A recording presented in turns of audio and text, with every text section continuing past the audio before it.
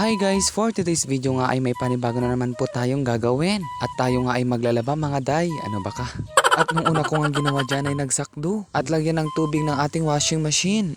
Ay mga ilang minuto nga rin dyan ay natapos na tayong magsakdo. At kaya naman babalnawin na rin natin yung damit. Kaya naman sa katagal-tagalan na ako na hindi naglalaba, malapit na ngang maamag ang aking lupot. Kimi. At ayan nga, inuna ko munang binalnawan ang mga puti kong damit kasi nga hindi pwedeng ilaok yung mga decolor na kulay. At kaya naman tamang pagkuskus lang natin sa mga damit natin mga day. Ano ba ka? At pagkatapos nga natin binalnawan ang mga damit, sinunod ko na nga rin binuksan yung Ariel. Ang gagamitin natin sa paglalaba mga day. Ay alangan naman na maglalaba ka na walang sabon. Ano ba ka? At ayan, pagkatapos ko nga nilagay yung Ariel, binuksan ko na nga yung washing at nilagay yung mga lupot. At para naman maumpisahan ng malinisan ng ating damit. Medyo konti nga lang yung ilagay natin mga damit dyan. Kasi nga hindi pwedeng ma-overload ang ating washing. At baka masira yung washing. Sheesh! At ayan, nung pagkatapos ko nga nilagay yung mga ibang damit sa washing, sinunod ko na nga rin pinisnitan yung mga puti kong damit. Kasi nga hindi masyadong malinisan ng washing ang mga puti nating damit. Kaya ayan, nag-handwash na lang ako mga day. At para mas malinisan at matanggal natin yung mga maduduming makikita natin. Ano ba ka? At ayan nga, tamang pagkuskus lang natin sa mga damit natin mga day. Ganun naman talaga, oo. At ayan nga, mga ilang minuto nga dyan, natapos na nga yung mga damit na winashing natin. Medyo nakakabawas nga ng pagod tong washing. Kasi nga hindi na tayo madalas nagkukuskus ng damit. Kaya medyo may naibigay naman siya ng tulong ang washing sa atin. At ayan nga, tamang kuskus lang sa mga damit para naman matanggal yung mga dumi na hindi pa natanggal. Sana naintindihan nyo, ano ba ka?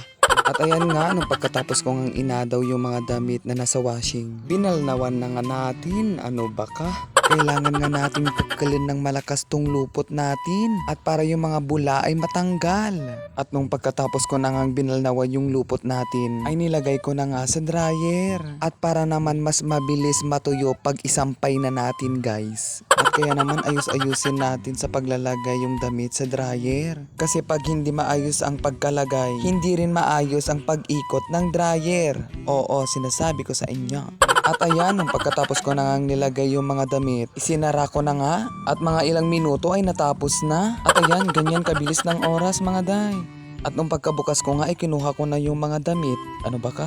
Ay bilisan ko na nga yung galawan ko dyan. Kasi nga kanina pa tayo naglalaba dyan. Hindi pa nga ako nanganganhalian. Kaya medyo gutom na ang person. Dahil sa pagod sa paglalaba mga day.